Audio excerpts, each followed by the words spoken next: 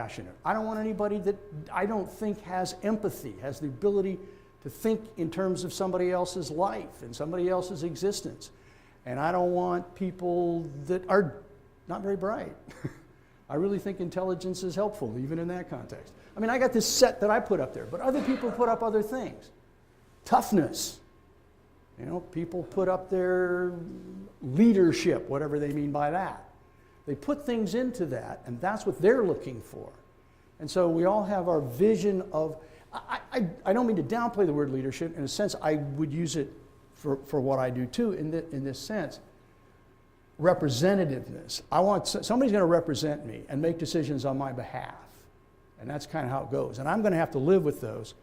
I want it to be somebody that I feel is the kind of person that can take this place, this country, this state, this city, to places I would take if it were possible for me to do that, or if I even wanted to do that. So I've got my ideas. Everybody's got their ideas. And then in the party bubble, you know, well, what is the contemporary Democratic Party? Is it a Western European socialist party? I don't think so. But maybe it is. There are people who want you to believe that's what the Democrats are, and people who want you to believe that the Democrats are a slightly left of center party that really likes middle class people. Well, it could be either of those. It could be somewhere in between. It could be neither. But I mean, the fact that you say you're a Democrat and you see Democrat up there, who knows what that's going to tell you? It may tell you either of those things. Republican, you see it up there, and you may say what that means is 19th century robber barons somehow teleported into the 21st century. People that want to take it all for themselves and don't really much give a rip what happens to anybody else. Or do you see fiscal responsibility? The people who want to save the capitalist system from that socialist, left-wing, never mind. You know, yeah, even the party bubble is you put your own stuff in there, you know, and so the people who are on the circus train are very frustrated by that fact. They want you to put their stuff in there. But you're going to put your own stuff in there, which is not unaffected by what the circus train people are telling you, don't get me wrong. But we each put our own stuff in there, and that's kind of the way it goes. That's what we put in there. Well, all right, now, there's two other things I needed to get in there. Yes, there we go. Okay, for most people, there we go, I know I got it. For most people, they're kind of lucky. The three thought bubbles point them in the same direction. Now, sometimes that's because they work very hard to do that. That is, they've got 2 out of 3, and they'll make that third one fit if they have to squeeze it and hammer it and do anything to it. You know, just you got to do it. So there are people whose issue thought bubbles are pretty clear to them, whose party thought bubble is clear Republican, and who think, okay, all right, Romney, we'll do it. We'll do it. We'll do it. And then you do it. Okay? I mean, there are people who have to force themselves a little bit, but they always manage to get there. And other people for whom it's not even much of a problem, they can always get there. But there are a lot of the rest of us who inevitably have trouble figuring out how to fit all 3 of them together. Almost all of us face that every now and then, and some of us seem to face it over and over and over again. We cannot put those 3 together in a comfortable way. And people who keep thinking about it but can't do it sometimes end up as the genuine independents, the unicorns that didn't paste the horns on.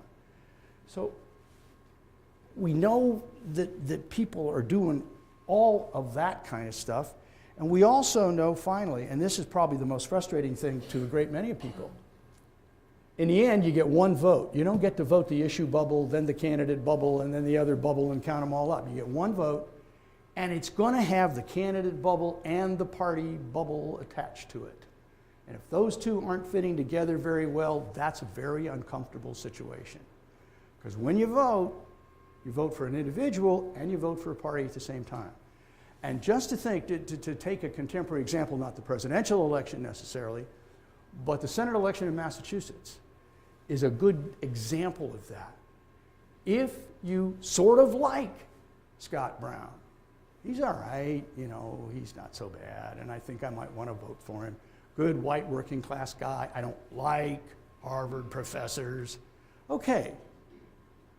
But if you do that, you're pulling a lever by somebody who's going to go, and the first thing he's going to do is vote for Mitch McConnell to continue in the leadership role. He's going to vote, and if enough Republicans go there, you're going to put in charge of the Senate Environment Committee a guy who not only denies climate change, he sort of denies climate. I mean, this guy is phenomenal. But you're going to make him chair of that committee if you vote for, well, no, you're not directly. Maybe I can vote. Everybody who puts a Republican senator in there takes you one more step toward this guy in charge of the Environment Committee. So sometimes those are tough. You've got a candidate you want, a party you don't want. At least over the long haul you don't want, or spread over a whole Congress you don't want. Well, you can't separate those two. You can only walk away from the election. So that makes voters' jobs really somewhat difficult. Voters are people who really have a tough road, so to speak, but they got to do it. It's their job, so they get there and try to do it. Now we've got also, now we get finally to the 2012 election, which is what was advertised and what folks are here to hear about. But I think we can take those ideas and plug them into this 2012 election. Elections, partisan as they are, elections for president, elections for just about anything are a nomination stage and a general election stage. Well, the nomination stage is, of course, more partisan than the general election stage. And the nomination stage is, in fact, intensely partisan, particularly in the Republican Party. So, because it's a more ideological party. The Democrats certainly have an ideological cast, a liberal, slightly left of center cast. There's no doubt about that. But it's not like the Republicans and their right of center cast. There are Republicans who can't see the center, and if they could, they wouldn't like what they saw. So they're going to stay as far down the field as they can, you know, down at their own end. They're really to the right. Well, you have to win a bunch of those people to win a nomination in the Republican Party, to win a nomination for president, to win a nomination for the Senate seat from Missouri. You have to be pretty conservative to pull that off in that contemporary Republican Party. So you get a party where it's really an intensely partisan, intensely ideological thing to get nominated. And we're going to talk about how that affected what went on for Mitt Romney in just a minute. Have to give a brief, no, don't really. The president didn't have a nomination stage. So if you think about President Obama, he had no nomination stage. There was a period before Mitt Romney was nominated, yeah, but that wasn't a nomination stage for him. There was never any question that he was going to be the nominee of his party. What do you do in that stage? Well, you act presidential wherever you can, do some presidential things to remind people that I'm the guy now and he's not, and I'll do this and I can do stuff, so you do it. But in President Obama's case, and then we'll get to Romney's nomination and then his general election campaign. In President Obama's case, though, he had to figure out, he had one tough nut to crack. How do you campaign on a battle cry, hey, it could have been worse? How do you do that? I mean, you say it could have been worse, and it would have been without me. Okay, well, that's a start, but you know, that's a really hard job to convince people that it would have been just dramatically worse if I hadn't been here. Because he's not running against John McCain again, so he can't say, look how bad it would have been if he'd been there. He's not really running against George W. Bush, though I'm sure he'd like to, so that you could say, look, it's just another George W. Bush term. He's tried that, and so far it hasn't worked very well. So the president, we can take off the table for the nomination stage and talk about what Mitt Romney did. Well, Romney's coming into this thing, and his concern at this point, he's got to get the nomination. He knows it's an intensely partisan thing, but his feeling is he doesn't really fit over there. And he knows he doesn't fit over there. And he hears it from commentators, and he hears it from all of the people in the race with him. You don't fit, man. You're a moderate. You're a Massachusetts moderate. There's two swear words at once. Whereas we are genuine conservatives, even though Mr. Santorum is not from very far south and Ms. Bachmann is not from very far south at all. But we're genuine conservatives because we're the Christian faithful, or we're Southern, or we're something. But we're the real deal. And if you think about it, Romney's difficulties inside the Republican Party are so stark, maybe not right now, we'll talk about that in a minute, but so stark. Think of the cast of characters that he had to beat. And he had to do it without just walking out and saying, "Are you kidding me? Let's get this over with. I'm the nominee, we all know that, now let's go." And he couldn't do that. He had to play whack-a-mole. You know, he'd grab his big bag of money, and one of them would pop up, and he'd go like this, whack him down, and then another one would get up. Herman Cain? I mean, really? Herman Cain. At least Michelle Bachmann has a political career and a political following. But Herman Cain had a political following for a brief period of time because they were so desperate to look for something else. And what that did, as we know from watching, what that did is it made Romney take a step further to the right with every primary. He wasn't able to get past Gingrich in South Carolina, so again he picked up his bag of money and hit Newt over the head, and Newt disappeared in Florida, essentially. He never did get Santorum completely down on the ground, but at least he put him far enough away. And Ron Paul stuck around. Ron Paul's still around. He's not going to go away. And he did not concede, and he did not cave in. And he went to the convention. You know, but Romney's problems out there were so ferocious that he got so far out that the possibility of the Etch-a-Sketch moment was so far away. You know, he really wanted that. And, okay, now we've seen him take the Etch-a-Sketch moment at the debate. And if you saw Bill Clinton a couple of days ago from Las Vegas, welcome back, moderate Mitt. Missed you, boy. Missed you something awful. Well, Clinton can do that. Clinton can ridicule you and you don't know it for another 10 days. Then all of a sudden you think, oh my God, what did he do to me? I didn't know that. He's good because he can do that without appearing to be mean-spirited. He can really take you apart and not appear mean-spirited, which is a political gift, a gift that the president wasn't given. Or at least doesn't appear that.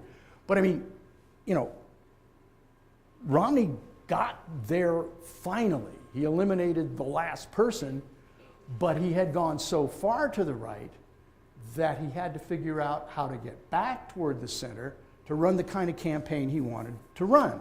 So let's think now about the general election. We'll just sort of segue into that. The first question in any general election is how partisan do you want to make it? Do you want to say, I think we can win this on what we call the base? If all of our folks turn out and they're all enthusiastic, we can win it that way. And Romney never believed he could win it that way. And Romney doesn't have the same insights into it that, say, Jeb Bush has. But I think Romney's beginning to realize that the real Republican Party base is too old, too white, too Southern, and too small to win a general election. Okay, now what? Well, I got to get to the middle. But every time he tries to make a move to the middle, he's reminded by the conservative punditry that we don't like you. And if you go over to the middle, we like you even less. So you better just stay out here and run our kind of race. And think of the number of times he took a couple of steps toward the middle, and they hit him. They hit him pretty hard. And finally, under the pressure, considerable pressure, he picked Paul Ryan to try to keep that base happy. And we'll see how happy they are about 9:30 tonight. But maybe they'll be happy, maybe they'll be unhappy. They have been not as happy as they thought they would be up to this point, but I want to get back to that in a moment. Romney just couldn't run it the way he wanted to run it. And that debate Wednesday night was the real move back. I mean, he really ran over there. And then what? The very next morning, his people are out saying, well, no, you misinterpreted that, and you misinterpreted that. Just as he went to the editorial board of the Des Moines Register, and he said, I don't have on my agenda any abortion legislation. That's silly. At the very same time, his spokesperson is saying to the National Review, oh yeah, he'll sign it. He'll sign legislation to protect life. For heaven's sake, of course he will. He really is in a tough spot in some respects. Now, not that he's losing so badly as he was, but he's in a tough spot because that middle ground that he believes will bring him the presidency, it's got hot coals spread on it. And he's not able to walk on them very well. It just doesn't quite work out. So he kind of dances back. We'll see what happens at next week's debate, whether the dancing goes on in a whole different sort of way. But Romney had another, going back to the framework we talked about earlier, Romney had another question to deal with that he thought at least was much easier, and that's whether to run it as an election backward or an election forward. Emphasize backward, emphasize forward. And what he was going to do, of course, was emphasize backward.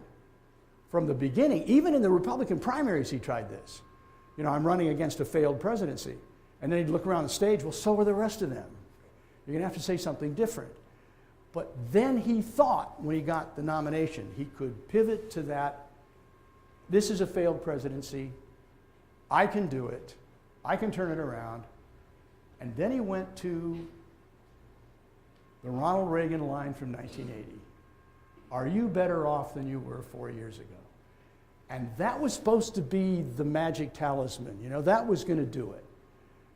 And in Republican mythology, that one line won the presidency for Ronald Reagan. Rather than Jimmy Carter's troubles, rather than the streets of Tehran, it was Ronald Reagan looking at the camera and saying, are you better off than you were 4 years ago? So he said it, and it kind of caught some Democrats off guard for about one 24-hour news cycle. But it didn't really work, and it was supposed to work. It was supposed to keep that election focused backward. Because if it's focused backward, he doesn't have to say a damn thing about what he wants to do when he gets to be president. You can keep it looking back. But it didn't keep looking back. I think there's a couple of reasons. I don't know, we don't have a whole lot of time, but I think there are some things worth looking at. One of them, of course, is the messenger. Mitt Romney is not Ronald Reagan. Reagan, when he said that in 1980, had been on the national stage for 16 years. He was seen, labeled already the great communicator. No one has ever said, Mitt Romney, the great communicator, redux. Nobody's ever going to say it. I mean, he just doesn't have that, that touch that Reagan had. So he really wasn't going to be able to do it in the same way, but it's also the message. The message really didn't work, in part because we aren't in great shape, but in some sense we are better off than we were 4 years ago, and we're beginning to see it.